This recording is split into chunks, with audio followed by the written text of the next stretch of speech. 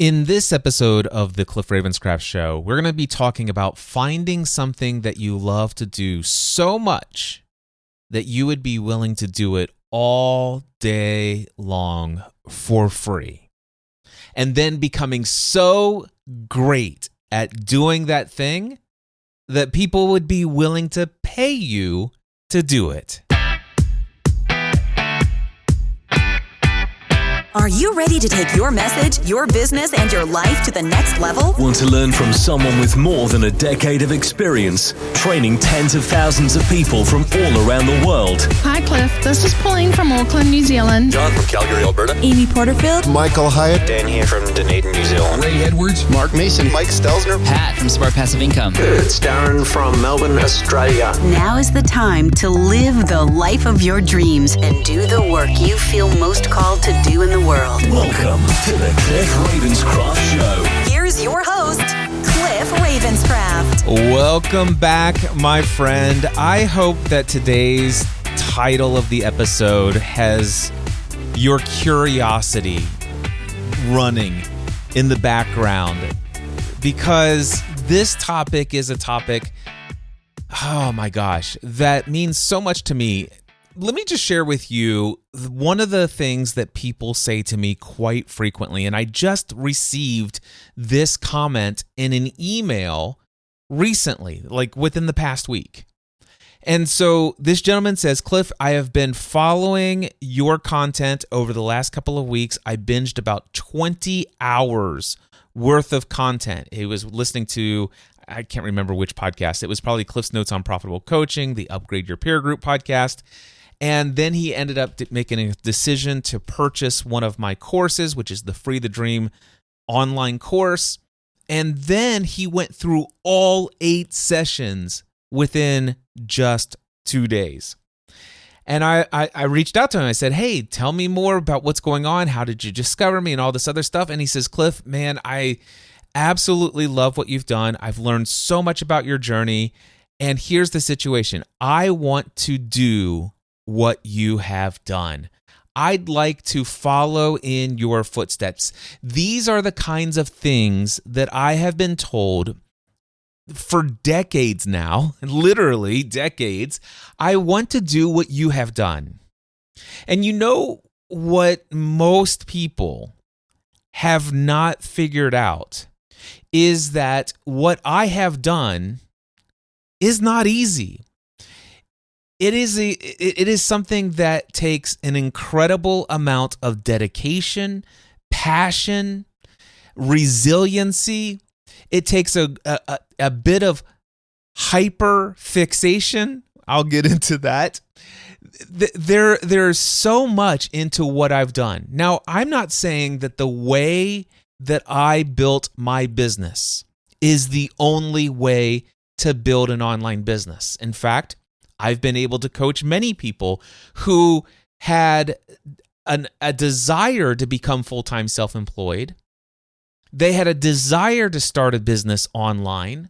They had a desire to become an authority figure in a specific given industry or niche. However, they did not actually follow the way that I did it. They didn't follow in my footsteps. They didn't do it the way that I did it.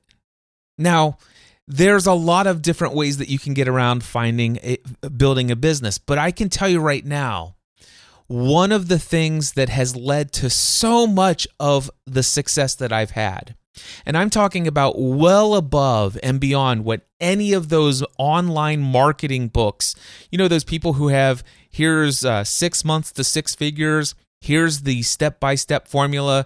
The first thing that you do is you go out and find a target audience, and then you do a bunch of surveys, find out what their problems are, and then you go and do... By the way, I even have one of those courses. I have the 11-step formula for how to build an online business.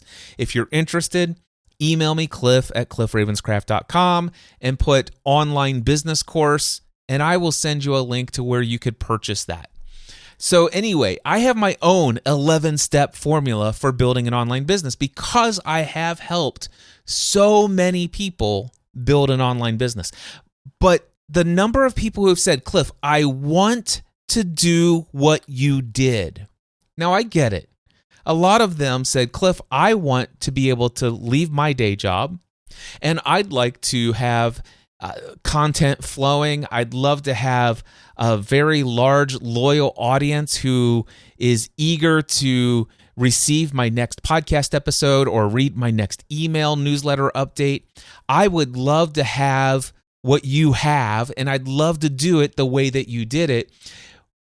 But I question whether or not those people really knew what I did to get this. And specifically, another thing that they said, I'd love to have the relationships with such high level, high achieving, super celebrity status A-list figures in the online space like Amy Porterfield and Pat Flynn and Michael Hyatt and all of these other people that I have connections with and that are in my peer group. And they're like, Cliff, I want to do what you did. I'd like to follow in your footsteps. And I'm more than delighted to share all of my journey, all of my experience, all of the wisdom I've gained along the way.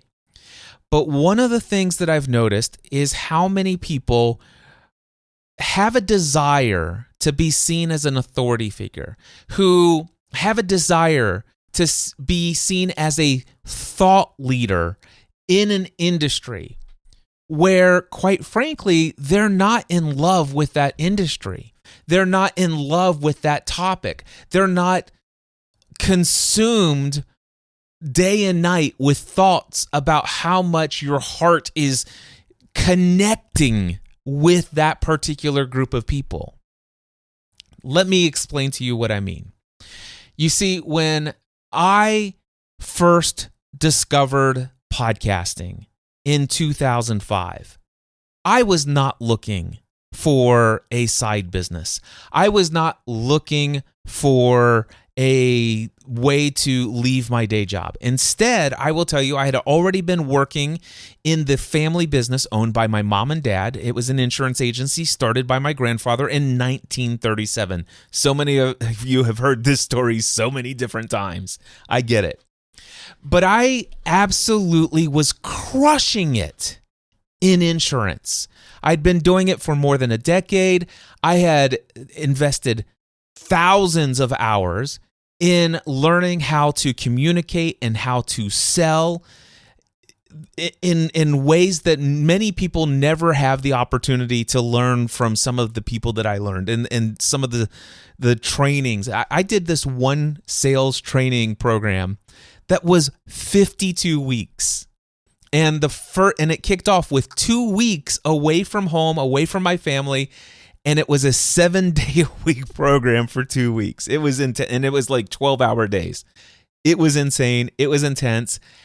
Anyway, I was crushing it in insurance sales. I was an independent insurance agent selling auto insurance, home insurance, business insurance, life insurance, health insurance. I served the needs of tens of thousands of people in the greater Cincinnati, northern Kentucky, southeast Indiana region, and I loved my job.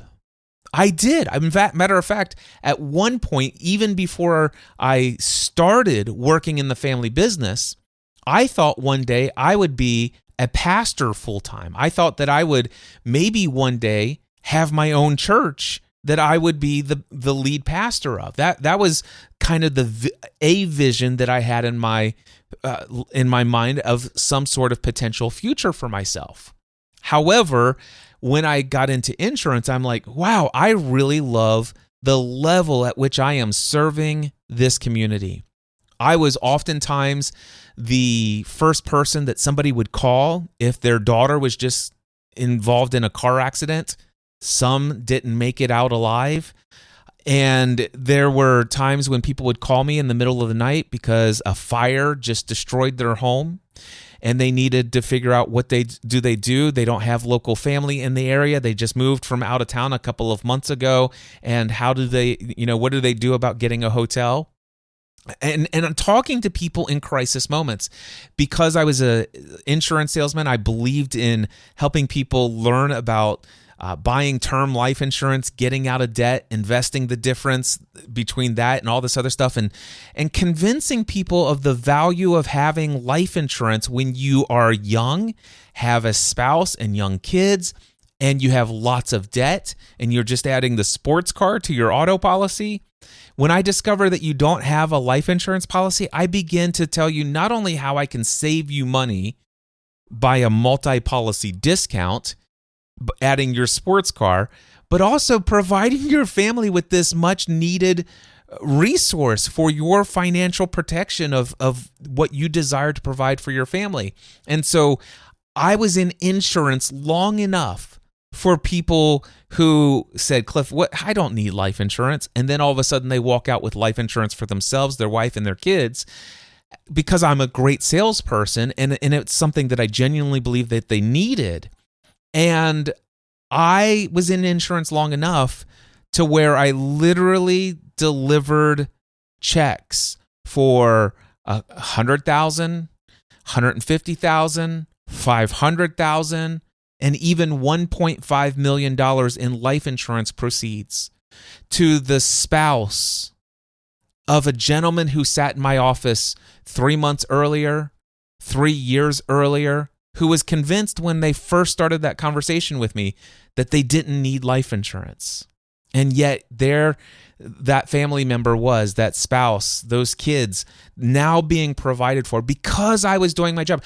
I loved my career as an insurance agent until I discovered a hobby. You see, it was in 2005. I think it was right around June 2005. I was always into technology. I was following the blog of Leo Laporte, who I had been following ever since I first discovered him on a cable network on satellite TV. It was called Tech TV, The Screensavers. He also had another show called Call for Help. And I used to tune into those shows all the time. Loved what I learned from Leo Laporte.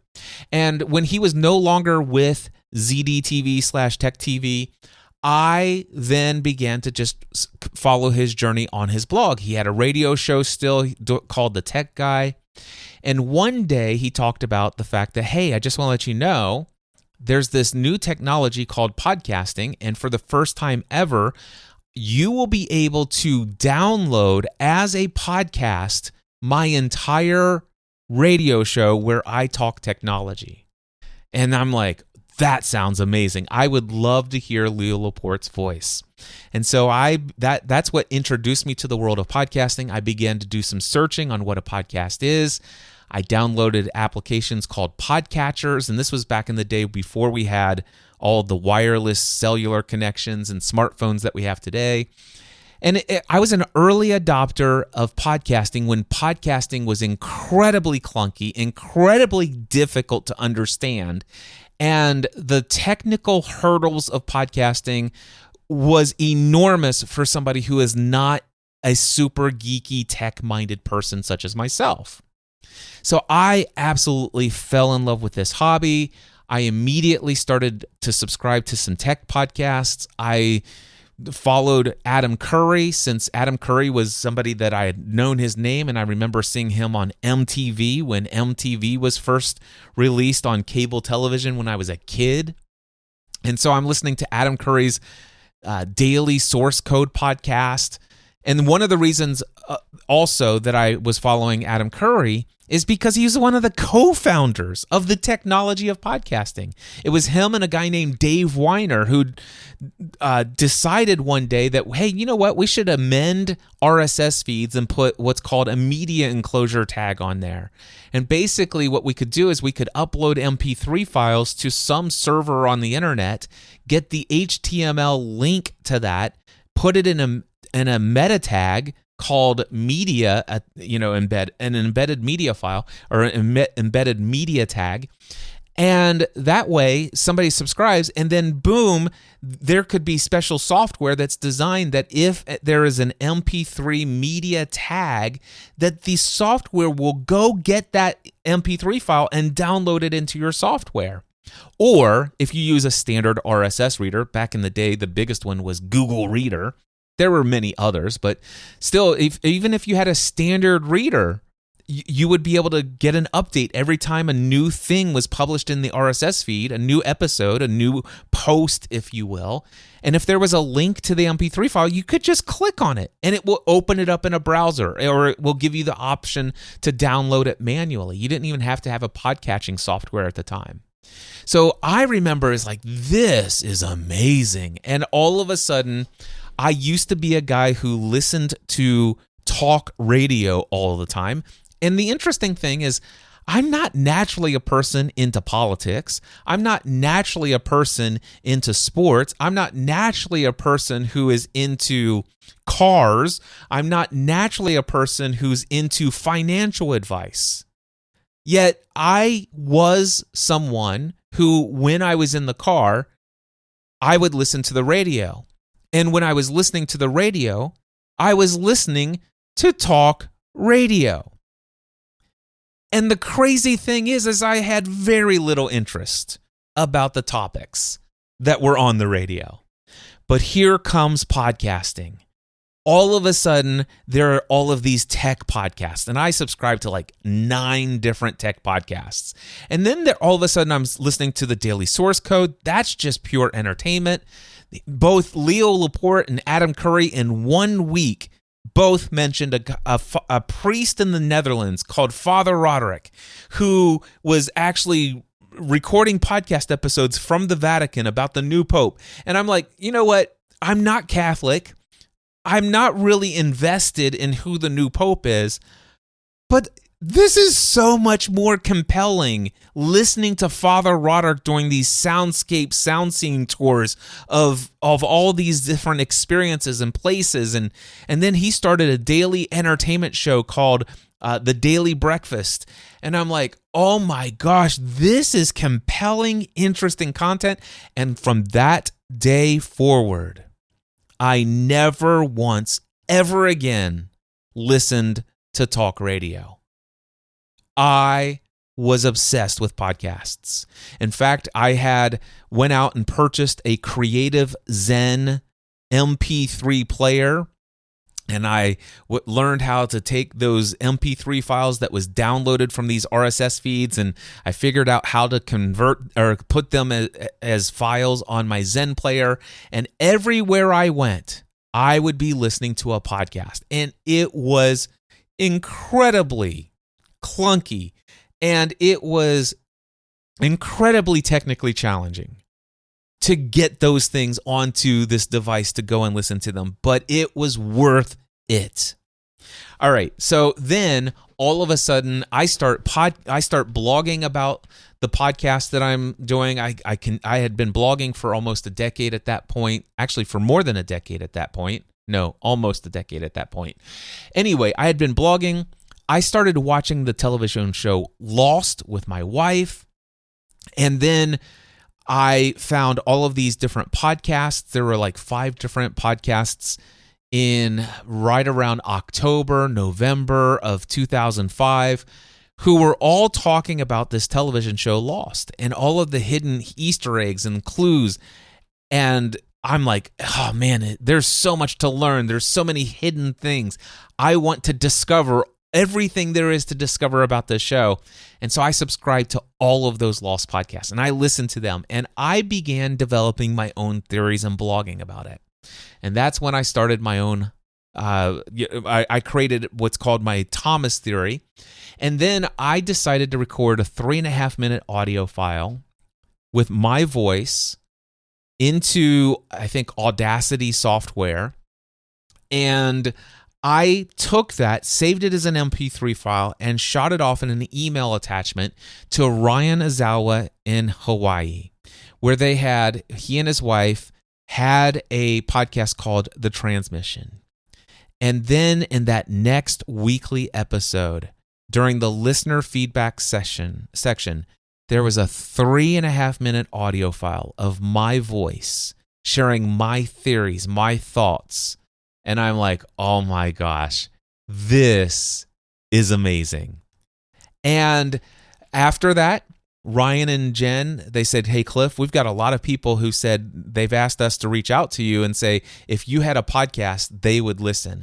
And Ryan had said, hey, I think it'd be a good idea for you to have a podcast, and I think you should create one. And a bunch of people found me online and said, you should have a podcast. And well, at the time, I was probably a little bit more significance-driven back then than I wasn't probably. I was more significance and ego-driven back then than I am today. But man, was I like, oh, yeah, let me do that. And so I began to do all of the research. And if you think it was challenging to find out what a podcast is, discover how to subscribe to one, and then figure out how to take the files from that were downloaded and put it onto a portable audio media device, that was already a little bit of a hurdle and a challenge. I know that sounds so easy today, but I promise you it was more challenging than you might imagine. So anyway, but now I want to actually launch a podcast. And so I spent a weekend reading up on all of the specs, and it looks like, okay, so I'm not familiar with RSS code, but if I look at it, it doesn't look a lot different than just the way that I could write HTML in a text editor. And it seems to be like it's the standard format for every single post. And I literally taught myself how to hand code RSS podcast feeds with media enclosures, as well as podcast descriptions and all that stuff. So I was literally creating every single episode of my podcast, the Weekly Lost Podcast. I was creating that by hand with a text editor. Now, the good news is that I was able to just copy and paste the prior episode, do a couple carriage returns in the text editor, and then paste and then update the information. And I only rarely ever accidentally forgot to update some of the prior episode's information with the new episode, but I figured it out and I learned over time.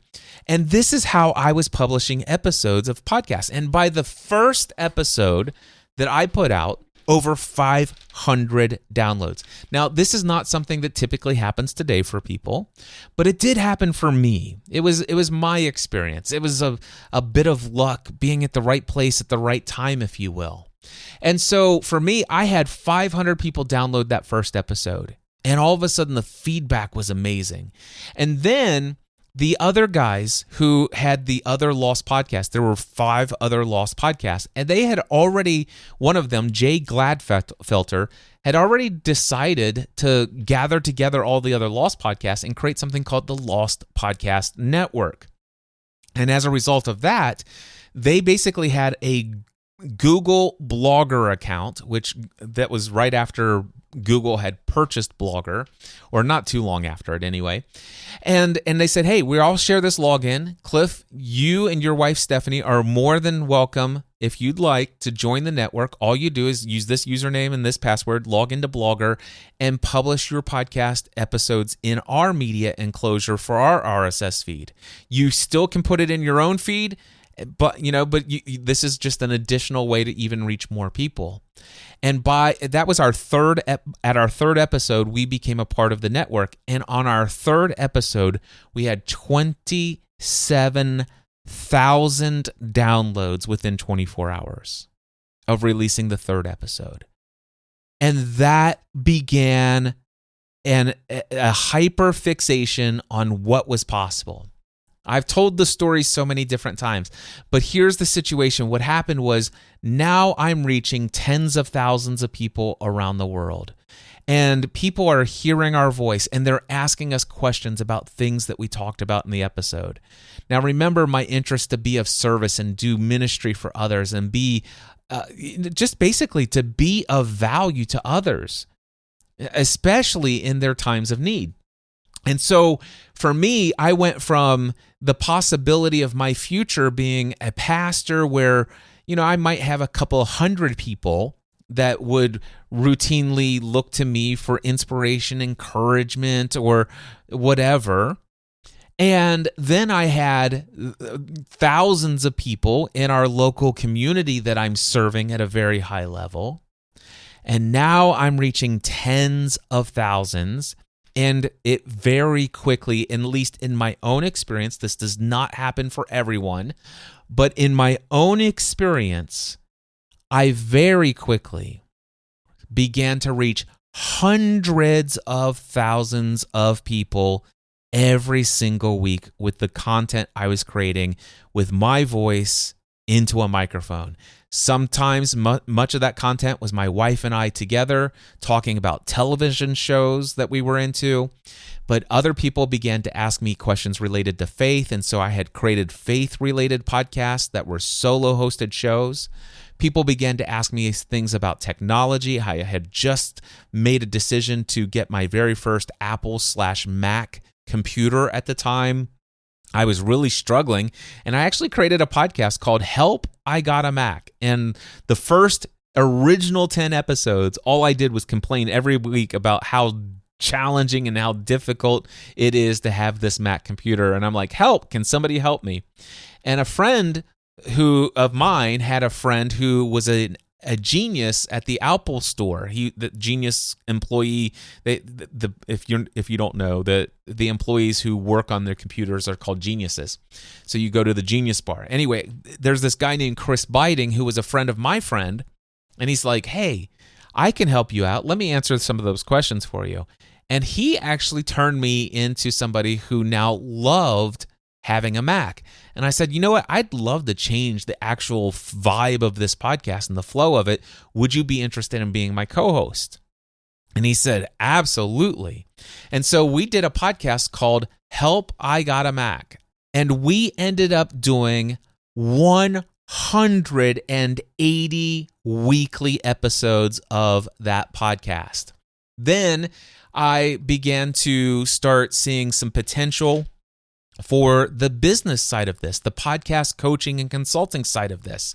And so I started Podcast Answer Man, where I would just answer people's questions about podcasting.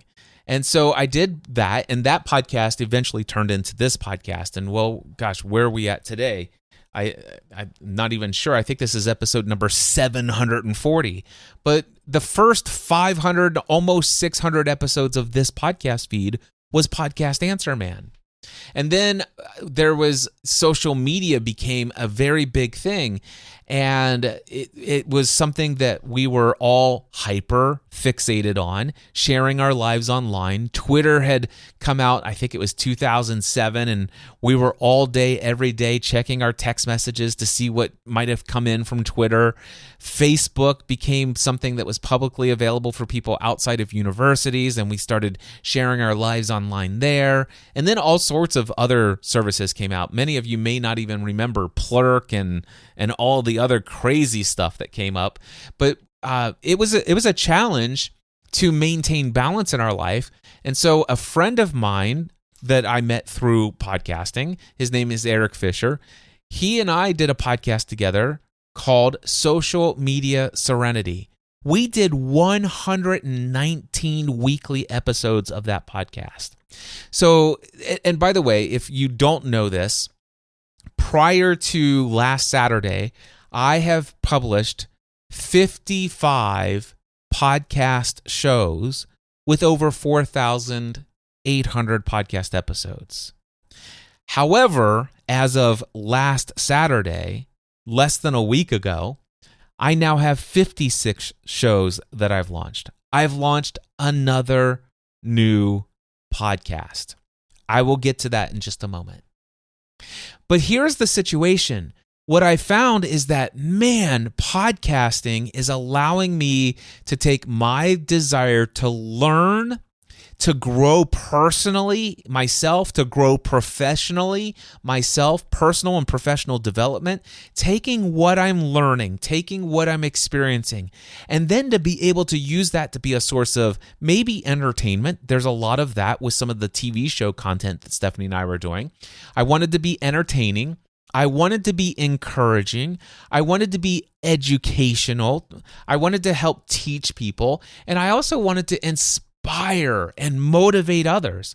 And so I began creating tons of content. Now, even the first 6, 7, 8, 9 months of my podcasting as a hobby, I was still working in insurance about 40 to 50 hours a week, sometimes a little bit more. But at this time, 6 to 9 months into my podcasting journey, I am already investing about 20 to 30 hours a week into my hobby. I want to say that again. I was working 40 to 50 hours a week, and I was already investing 20 to 30 hours a week into my hobby. I was loving it so much that it didn't feel like work. It was like the biggest release of stress at the end of a challenging day of endless paperwork and all the other stuff that went along with my career as an insurance agent. And also being a very successful agency with very few employees. So I will just say that it was my escape. Podcasting as a hobby was my escape. It was the thing that I did, and I did it because I loved it. And there wasn't even an interest at all for months and months and months. There wasn't even a question of how could I get money from doing all of this. It was just something that I loved to do. Remember the title of this episode. It's the quote that has meant so much, that resonates so much.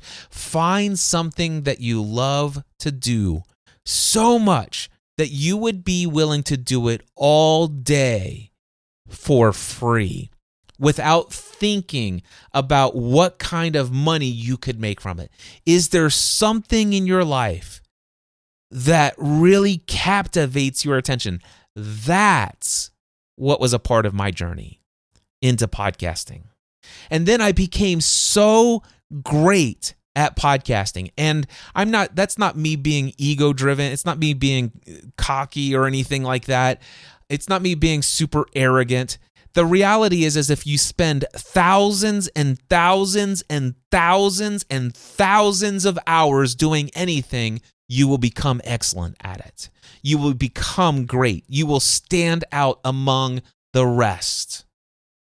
All right? So I became excellent at it, and people began begging me, can I pay you to do it? What do I mean by that? Well, there are a couple of different ways people began begging me to let them pay for me to do my podcasting thing.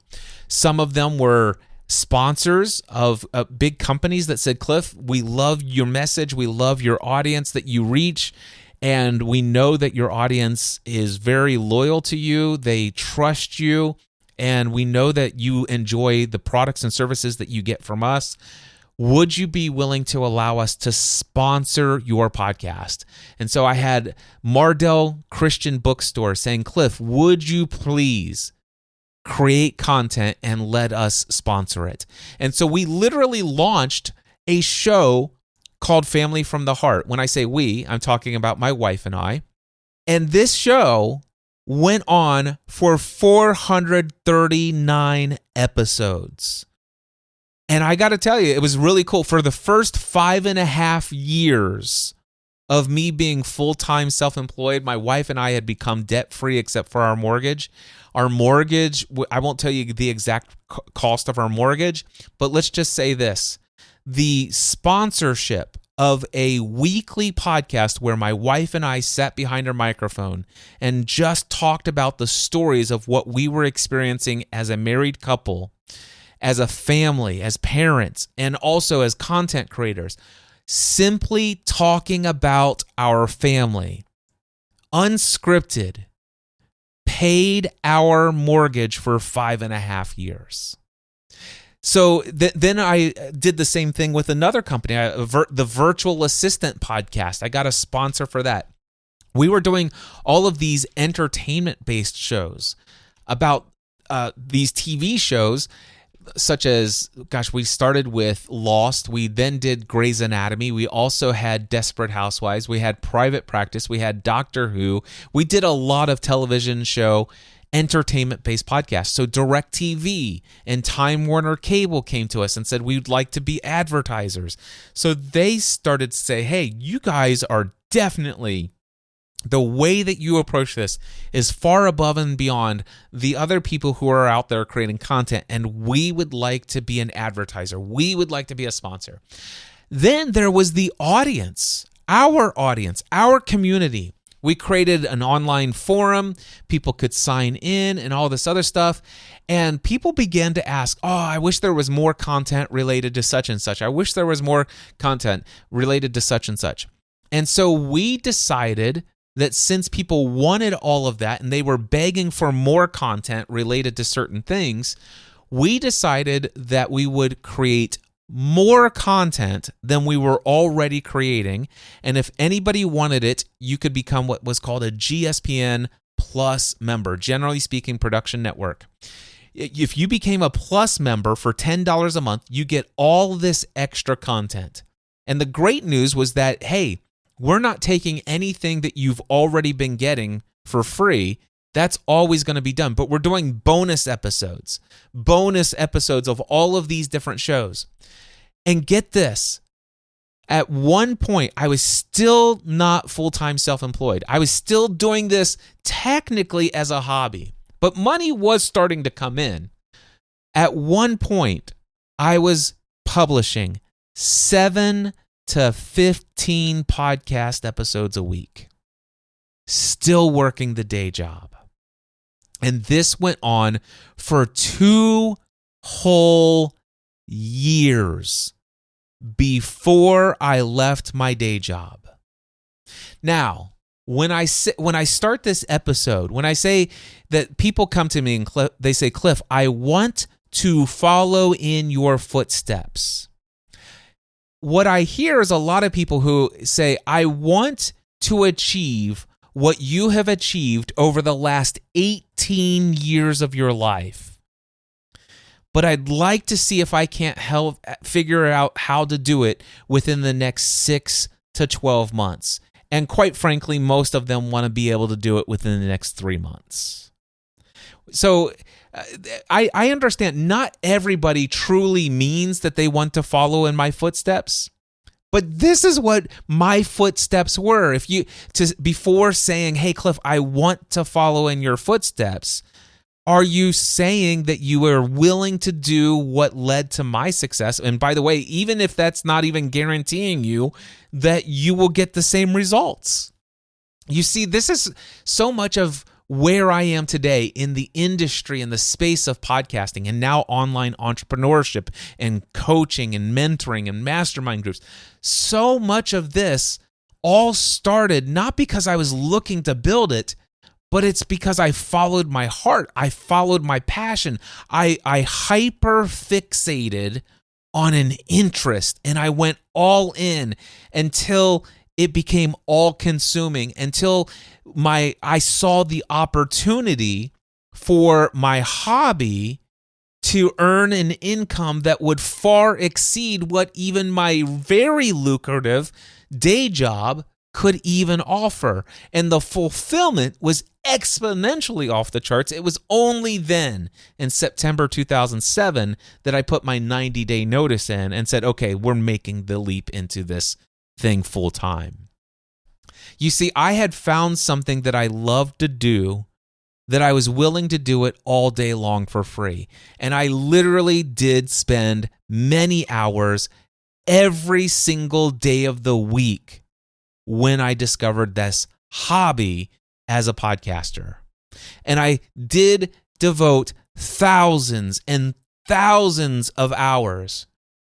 And then all of a sudden, people started to ask me, Cliff, can I pay you to this? Can I pay you to this? Let me pay you? Can you teach me how to podcast? Can you let me sponsor the content? Can we pay you to create more content? Can we pay for these experiences to come to meetups? Can we pay for all of this stuff? And that's my footsteps. So I don't know necessarily how I could actually have gotten to where I am today without all of that. You see, one of my favorite marketing tactics that I teach people is do something and or be someone worth talking about.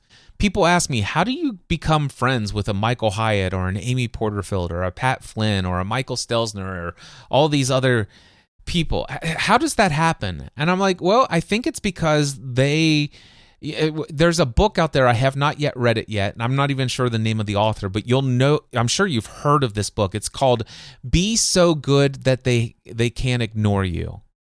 It's something like that. Be so good that they can't ignore you, that you stand out.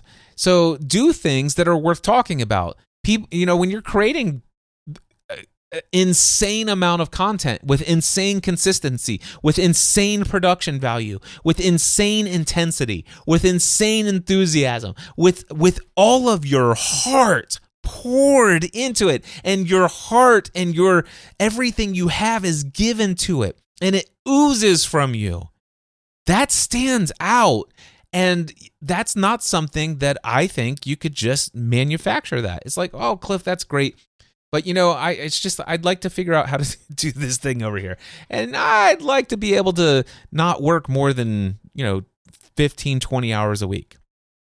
And by the way, I'd like that to be my full-time income. And I'd like to do that within the next 3 to 6 months. And I'm not saying that those kind of things aren't necessarily impossible. That I've seen some people who have some access to some resources and resourcefulness, and I've seen some pretty amazing things that can be done in a very short period of time. But a lot of people have a lot less to work with, but their desire to follow in the footsteps of somebody like me is like, I can teach you how to be an overnight success in only 10 years, in only 15 years. I can certainly teach you how to follow in my footsteps. I don't know if your spouse would support and put up with you like mine did, though. I'm very blessed that my wife was so supportive. And if she wasn't, I doubt I would have considered, I would have pursued this. But I did. So the first thing that I wanted to share with you is whatever it is that you want to do, is there something that you love to do that you'd be willing to do it all day long for free? And then my question for you, have you ever thought about becoming so good at it that people would be willing to pay you to do it? Have you ever thought about what would life look like if I were doing this for a living or something related to this industry instead of what I do for a day job? And of course, don't get me wrong, I fully support the idea of people. It's like, you know what? I've had so many different things I've done over the years, and quite frankly, I need a hobby just to be my hobby. And I've had people express to me that every time I take a hobby and start earning income from it, it becomes a job and it takes away the enjoyment. That's one way of framing it and looking at it, and I certainly do understand that. So I'm not trying to convince you of anything. I was just like, I'm trying to speak to those of you who have a passion, an all-consuming passion.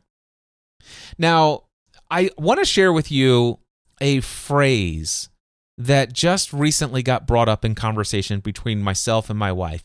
It's not a phrase that I've heard a lot in my life. I may have heard the term hyper-fixation a handful of times in my entire lifetime.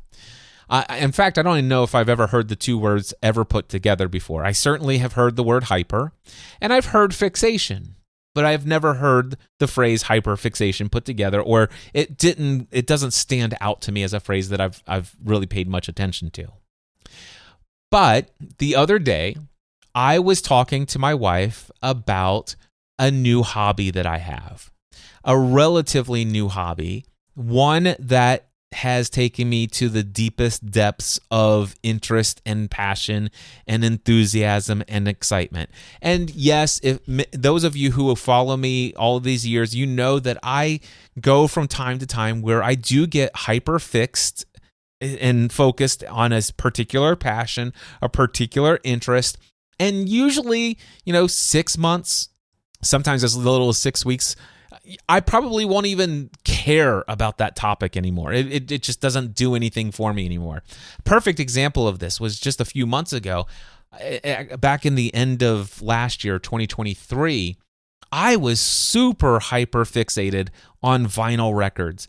I was recollecting all of my favorite albums that I had as a kid, re-listening to them, dropping the needle, listening to it over a high quality speaker system. It's like, this is nice. My wife and I were having listening parties up in our loft area. It's like, this is so amazing. And then all of a sudden, just out of nowhere, the passion kind of just dissolved and faded. It's not to say that I won't ever go and buy another album or anything like that. No, it just doesn't do it for me anymore. And so I've moved on to other interests. And I do this from time to time. And my wife says, yes, you know, I've noticed, everybody, Cliff, knows about your hyper-fixation.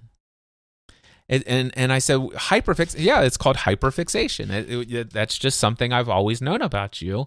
You've always done this. And so anyway, I went into ChatGPT today when I was recording the Train with Cliff Audio Journal podcast, and I asked ChatGPT to tell me a little bit about hyperfixation.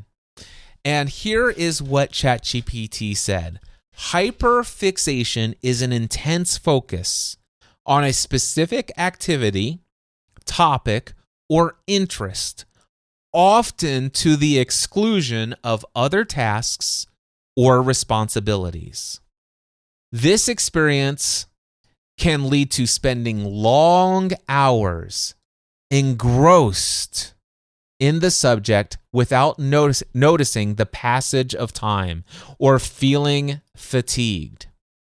Hyperfixation is commonly associated with conditions like ADHD, autism, or anxiety, but it can occur in people without these conditions.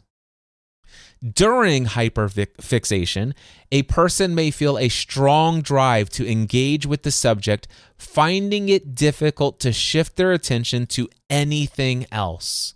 While this can lead to high productivity or deep expertise in the focused area, it can result in neglecting other important tasks, responsibilities, or self-care.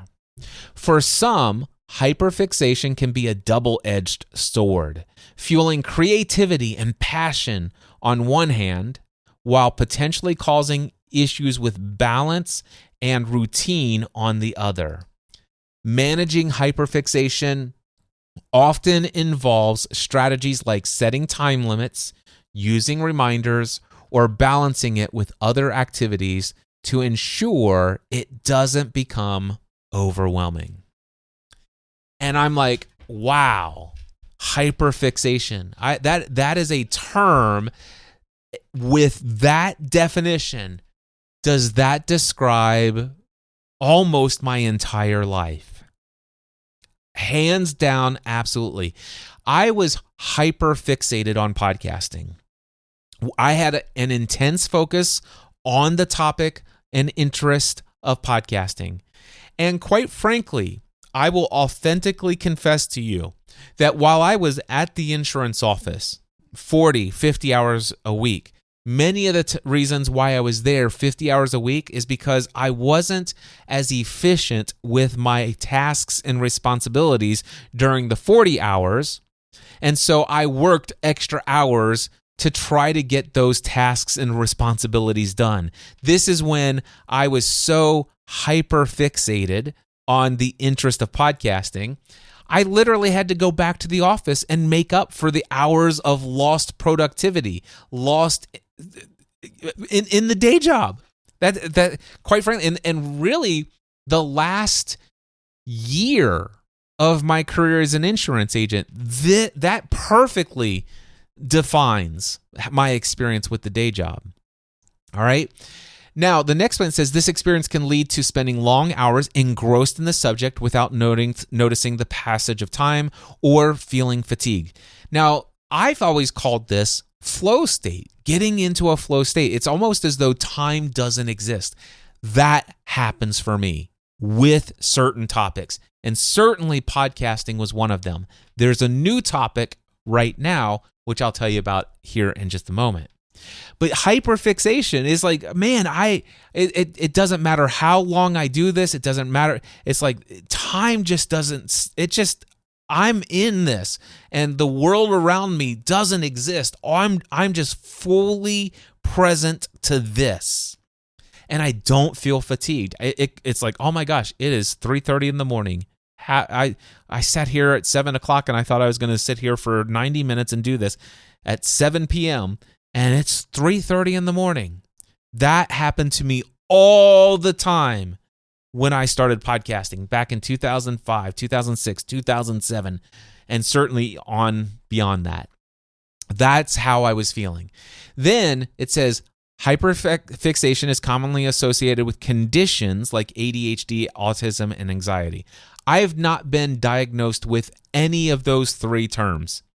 Now, do I know enough to know what some of the symptoms are, and could I check off a bunch of little check marks underneath many of those things? Sure.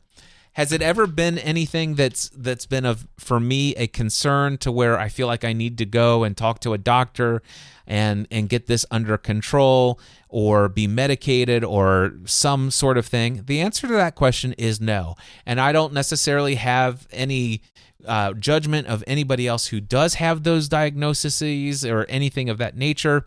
But, for me, whether I have ADHD, autism, or anxiety, the reality is that I love my life, and I love it when I get hyperfixated on a particular topic. Now, here's the interesting thing. Have I ever experienced the next line? During hyperfixation, a person may feel a strong drive to engage with the subject, finding it difficult to shift their attention to anything else. The answer to that question is yes. I have definitely had that to a very strong degree. However, over time, I've learned several self-care practices, breathing exercises, mindfulness, and daily meditation have been life changers for me. And so I can become aware of the fact that, wow, I'm sitting here in the car, I'm driving to the gym with my wife, and I recognize that there's an opportunity for a conversation here for the next 30 minutes as we're driving to the gym together. And for the last 7 or 8 minutes, I've not said a single word, yet I'm having an entire inner dialogue and thought process about this thing that I've been hyperfixated on over the last several weeks. And as soon as I become aware of it, become mindful, and in the moment, I'm like, hey, let me detach from that. And I go and look over it and say, hey, and I ask my wife a question. And so I have learned to navigate that part. And thankfully, many of the things that I've hyperfixated on have the next thing, which is, becoming an expert on that topic. It's like, wow, this can increase high productivity, and you can develop a deep expertise in a focused area. I have deep expertise in so many focused areas because I do have this tendency to hyperfixate, to go deep, to engage at levels that most people would never dare dream going into. I mean, the depths that I will dive into something that I'm passionate about is a little bit insane, but also rewarding, and also leads me to have a little bit more of an expert status beyond even the Dunning-Kruger effect. Although I will say that I have definitely fallen prey to the Dunning-Kruger effect, where I feel like I've got a bigger grasp on it than I do a little too early into the journey. I've learned that about myself, and so I have learned, hey, I'm no expert here, but I am learning, and I'm sharing what I'm learning as I go. But eventually, if the passion is strong enough and it lasts long enough, I do ultimately end up with deep wisdom and knowledge and expertise in a particular industry and or interest and passion and niche topic that I am interested in, such as podcasting. But I think there's a new topic coming in that realm. Anyway, it says here that while it can lead to high productivity and deep expertise in the focused area, it can result in neglecting other important areas, also tasks, responsibilities, but also those self-care routines and habits like working out and eating healthy and getting plenty of sleep and having recreation and going out and taking time to just disengage for a little bit. I have not always managed those well. Until about 5 or 6 years ago, I began to actually see the need for those areas and creating more balance. And that's really what has been this most significant shift in my life, is learning about what drives my personality. How does my mind work? What is the subconscious programming of my mind, and how did it get there? How do I manipulate it and actually change it? I've learned so many things in this area through hyperfixation, but with some level of balance. And quite frankly, I still have the tendency to go deep to the exclusion of other things, but never to the point where what needs to get done, what must get done, it's not interfering with that. It's been navigating it. It says here it's a double-edged sword. It can mess with your other experiences. You could drop the ball in many areas of life, and I certainly have dropped many balls, usually not with incredibly long-lasting effects, except for 2008. Those of you who know my story about my first year in business, hyper-fixated on all the work that I did that year and how I was not actually taking care of myself, and I actually did have a lifelong situation where I still to this day have no gallbladder that was removed surgically. But, outside of that, all right, I've learned so much, and I have learned to manage this. But I also want you to hear this. When I hear, hyperfixation, and it's commonly associated to a condition, almost as though this is some sort of disorder and something to avoid. And that's not necessarily what I think this is saying, although there has been some stigma around some of these things.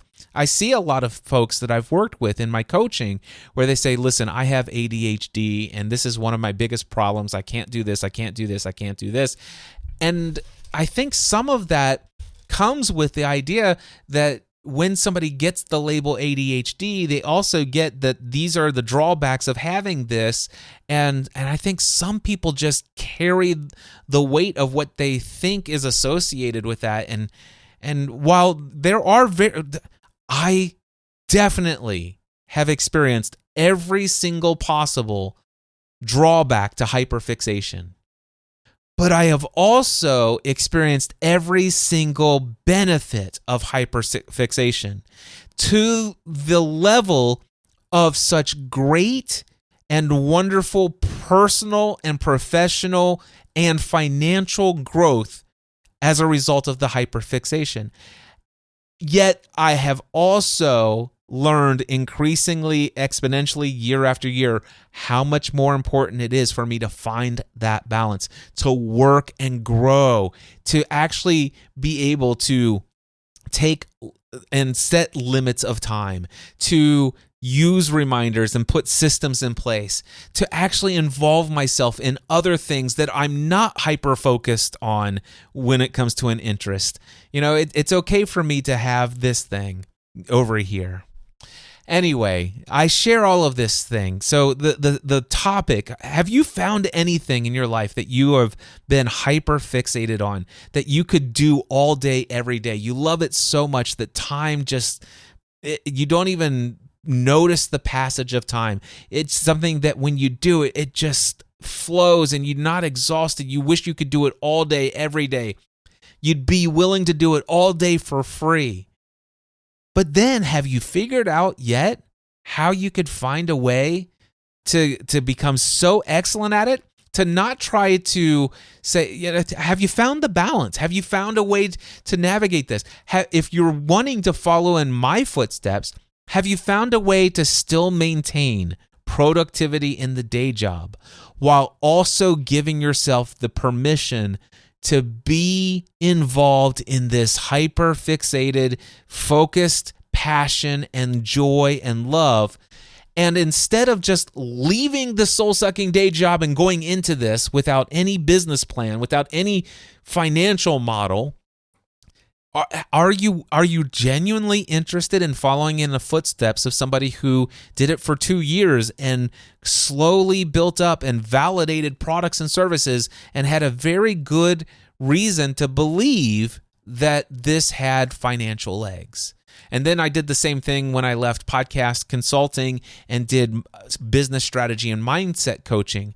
It was about a year and a half to 2 year transition to go and to do that. And you know what? I do have a new hyper fixation, a new passion. I'm going to just briefly tell you that it is something that has been a part of my story. Some of you have listened to me long enough and you've heard me interviewed on so many people's other shows, and sometimes I syndicate that here on my own podcast. You've heard my origin story, and you may have heard me talk about one of my favorite things as a kid was my Mr. Microphone. And you may have heard me talk about teaching myself how to program basic computer language with a Commodore VIC-20. You may have heard me talk about my CB radio when I was 8 years old. You may have heard me talk about creating calling in and participating as a community leader in bulletin board services, BBSs that I would dial into.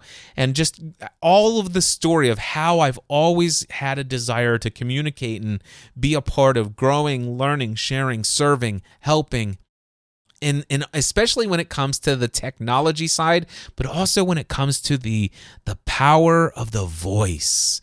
There's something about the voice that is even more appealing than YouTube channels. That's why I'm still not broadcasting right now I'm not streaming out on live right now. This is my voice. I like the voice stuff side of it. Well, I was recently reintroduced to the radio hobby. So when I was a kid, I loved walkie-talkies, I loved CBs, I loved the idea of me being in this area and somebody else in the neighborhood, or maybe somebody else on the other side of town, or maybe even in another state or a country, could hear my voice from my radio in my hand. Wow. And when I was 17 years old, I bought a 2-meter ham or amateur radio handheld device from Radio Shack. And they said, listen, you can buy this thing, but you cannot transmit without a license from the FCC. Here is a book that we will give you with the purchase of the radio. Study this. There's information of where to go to sign up for an exam and go take the exam. And I'm like, I'm all into the technology. I don't like reading books at the time. I love reading books today. But at the time, I didn't like reading books. I was 17 years old. I glanced at the book, signed up for the test, and I'm like, it's 35 questions. I only need 74%. And I went and took the test, and I missed it by 3 questions. So I failed. I didn't get the license, and I couldn't use the radio. And it was, at the time, it was way too long until the next test, and I just went down other interests, other paths to get my fixation of what I wanted to do next in technology and in communication and connecting with others. And so I went down other routes, and I'm thrilled that I did because it led me to here, where I am today. But just a couple, maybe even 6 weeks ago, I was reintroduced to the hobby of radio, walkie-talkies, handheld radios, and now GMRS radios, mobile radios in the car, and the potential of some pretty big heavy-duty equipment that will allow me to make contacts with people, bouncing radio signals with my voice carried across the world via the ionosphere. And I actually have a device in my hand right now that I literally could walk out the door, and the next time the International Space Station goes over, I could literally speak to the astronauts on the space station. I recently finally studied and got my amateur radio license. If you want to hear more about my latest hyperfixation, and specifically on a topic that I've not been this interested in since 2005 when I was first introduced to podcasting. Check out my brand new podcast, a brand new brand. The podcast, by the way, is called Cliff's Notes on Amateur Radio. You can find it in all your favorite podcast directories. I'll put a link to it in the show notes.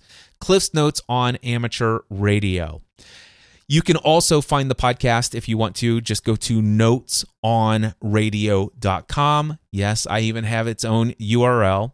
In fact, Notes on Radio is going to be the overall brand of me talking about amateur radio. I'm going to be sharing my notes on the art and hobby of radio communications. So notesonradio.com.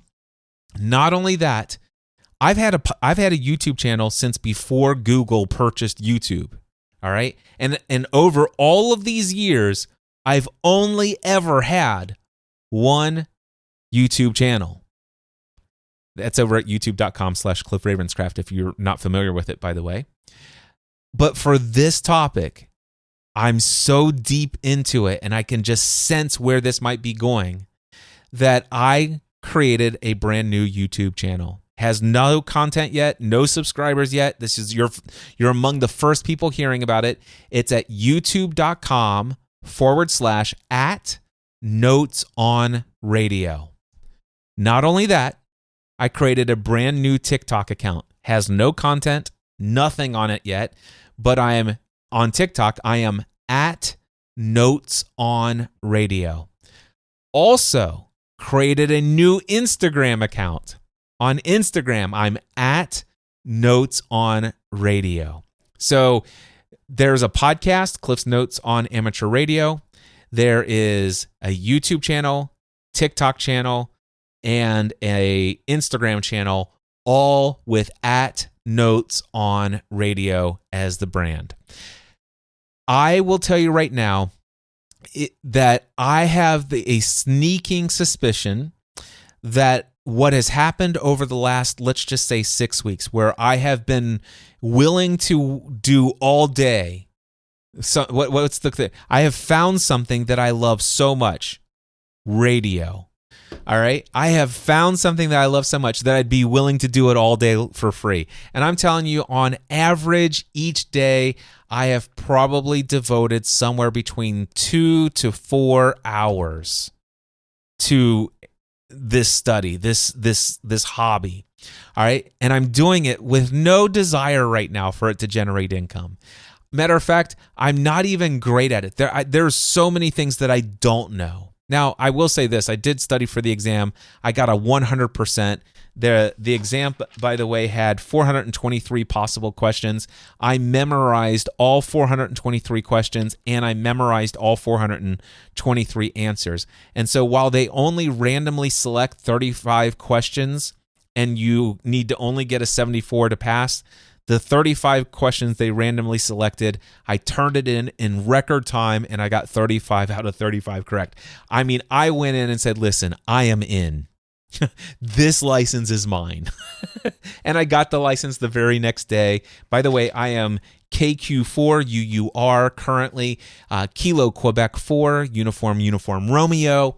I have been on the radio nearly every single day for a significant amount of time. At the same time, while trying to balance all of the other things that I've got going on. And I have been doing some other things. I just wanted to let you know, though, I launched this podcast. It has not been a week old yet. There's already 3 episodes of Cliff's Notes on Amateur Radio.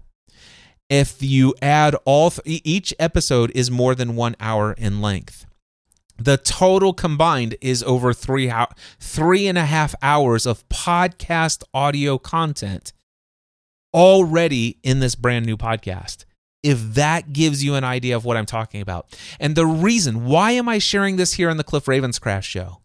Because if you want to follow in my footsteps and you weren't there for how I actually did this, find something that I love to do so much that I'd be willing to do it all day for free, and then become so excellent at doing that thing that people would be willing to pay me to do it. If you weren't in the passenger seat observing how I did this in 2005, 6, 7, 8, 9, 10, and on, then start now and watch my journey in amateur radio, because I have a sneaking suspicion that this passion that I have is not going to go away in 6 weeks. It's not likely to go away in the next 6 months. There are so many things about amateur radio that are what I loved about podcasting. Amateur radio is incredibly technical, and it is incredibly challenging to understand certain concepts within this space. There are so many technical hurdles and things that just don't make a lot of sense, and you need a lot of time to invest to find out what's the difference between CM4 Fusion and or CRM4, whatever the code is. I'm trying the Yaesu Fusion software, the D-Star with ICOM, the DMR digital voice technology, and how is that different from the analog options with Echo Link and All-Star Link and all of the different protocols that could be used in connecting and linking repeaters around the world, and all of the terms, and it's like, oh my gosh, there's so much to learn here. And it's about taking the voice, and it's about communicating and reaching others. It's about having conversations. It's about being of service to others. It's about helping others. And also, I love the idea that when there are emergency situations, to be of support and others in the community. There's so much about radio that I love. And I'm not going to turn the Cliff Ravenscraft show into an amateur radio podcast, and I'm not going to turn my personal audio journal podcast over at trainwithcliff.com, by the way, into a podcast that is about amateur radio. I'm like, okay, I'm not going to throw all of my amateur radio stuff onto my main Cliff Ravenscraft YouTube channel. That's why I've created a separate place for only those people who are interested in going to this. And by the way, little word of caution: if you listen to one or more episodes of Cliff's Notes on Amateur Radio, be warned now, I am an incredibly persuasive salesperson.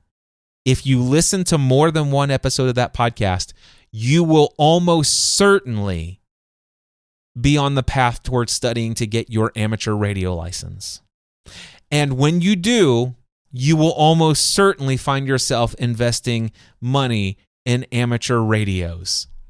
And the great news is that you can start out for as little as $26 for a handheld radio that will allow you to do more than you could possibly imagine. But ultimately, one day you might just be plopping down anywhere between $1,000 to $5,000 or $6,000 for a radio to include into your ham shack. Anyway, it's so much fun. I have found another thing that I love to do that I'm willing to do it all day long for free. I am hyper-fixated on it. I am going to reach expert status on this eventually. I'm not even to the Dunning-Kruger effect yet. I know that I'm a complete novice, but that's okay. I don't feel like an imposter at all. I'm already not networking with people who have been in this industry for years. Matter of fact, Bob Heil has become what's called a silent key. He passed away in February. Many of you guys know that I have promoted Heil microphones for many years. One of the biggest people in the ham radio world was Bob Heil of Heil Sound. And I had a relationship with Bob, and I knew Bob. And so when I launched my podcast this past week, his daughter reached out to me and says, "Oh my gosh, Cliff, okay, now we got to talk." And we had a chat. And I already have been following some of the biggest influencers in amateur radio. And she's like, "Yeah, we have Heil Amateur Radio, which is a division of Heil Sound. And I'd be delighted to connect you with all of these different people." And so the connections are already coming in. Big things are happening in this space. And so if you want to see how this all works out, and by the way, I have no idea how this would be monetized yet. I mean, I know that there could be sponsors, there could be affiliates, there could be courses, there could be all this stuff. Right now, I have my coaching, I have my paid mastermind groups, I have all these other things going on, and those are my primary focus. Right now, this is just a hobby. But it's a hobby that I'm going to become so excellent at it that it will be nearly impossible that opportunities to generate significant revenue. I think it's very possible in the event that I am still creating content around Notes on Radio, Cliff's Notes on Amateur Radio. There's a very real possibility that 2 years from today, about $10, $15, $20, or $30,000 a month, every single month of revenue will come in specifically related to my love and passion for amateur radio. And if you'd like to follow in my footsteps, stay tuned to this podcast, sign up for my email newsletter over at cliffravenscraft.com, follow my Train with Cliff audio journal, and certainly, but with the warning label that you will probably get an amateur radio license, feel free to follow along at notesoncoaching.com and subscribe to the Cliff's Notes on not profitable coaching, Cliff's Notes on Amateur Radio podcast. This is going to be fun. This is going to be a wild ride. I have not been this excited since 2005, 2006, early podcasting days. And what I have in my mind, by the way, I am responsible for helping more than 40,000 people launch a podcast. And right here, right now, I feel like there's the potential over the next 5 years that I could help more than 100,000 people get licensed and deeply involved in the amateur radio hobby. That's what I'm feeling right now. But not to the exclusion of my paid mastermind groups, not to the exclusion of coaching entrepreneurs, not to the exclusion of those things. This is going to be me navigating the hyper-fixation, but not at the risk of my personal self-care, my working out daily, my routines of meditation and self-care and involvement with my family and all the other stuff.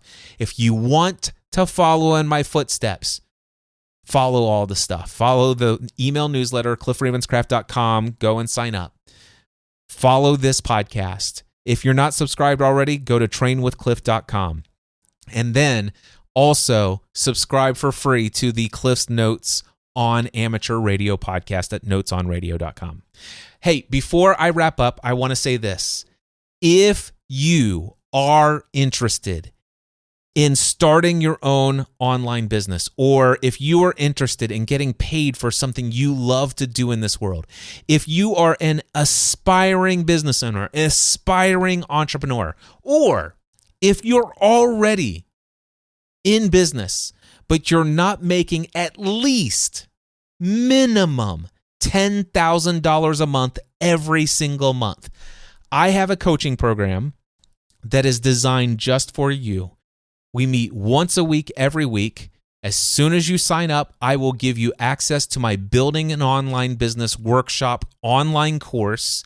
This is something that people paid $2,000 for. I will instantly give you access to my Building an Online Business course, where you will learn the 11-step formula for how to build an online business. But then once a week, every week, you come and be a part of a weekly group coaching call that I do where you could ask me anything every single week. If you are interested in learning more about this, I would love to invite you to be my guest for 2 weeks for free, with no expectation and no obligation that you actually sign up, which, by the way, the program is $500 a month. It does, as soon as you sign up for $500 a month, the very first time, as soon as you set up your first payment of $500, you instantly get access to my Building an Online Business Workshop online course, which was $2,000 to all the people who were here live in the Next Level Studio who took that. People have had massive success. Many of them tripled their income after leaving this workshop. So as soon as you sign up for $500 a month, the very first payment you make, you will get instant access to that $2,000 workshop. All of the recordings immediately available to you. And then once a week, every week, Imagine every question, every fear, every bit of anxiety and imposter syndrome, and every obstacle, every decision with an endless array of options that you face. Every week for 90 minutes, you can come and ask me questions and get mentoring and feedback on your aspiring and or early stage entrepreneurial journey. All you need to do is email me. My email address is cliff@cliffravenscraft.com. Put next level coaching program in the subject line. You don't have to be a coach. I used to, for the first year that I did the next level coaching program, it was limited only to the art and business of coaching. But I've had so many people who said, Cliff, I would love to be coached by you in your coaching program, but I just don't want to be a one-on-one coach. And I don't have a desire to do online coaching like you do. But I do have this online business idea. And so it's a broad scope of anything entrepreneurial related. Join me. All you have to do, my guest, 2 weeks, no expectation, no obligation that you actually ever sign up and join. You will be my guest, full participation in 2 full 90-minute meetings. You will see the value that you will get. It will blow your mind, but there, even still, no expectation that you join. All you have to do, though, email me personally, cliff@cliffravenscraft.com. Put next level coaching in the subject line. Until next time, I encourage you to hyper-fixate on something, but also find a way to balance and manage that hyper-fixation. Until next time, take everything you do to the next level. Mindset and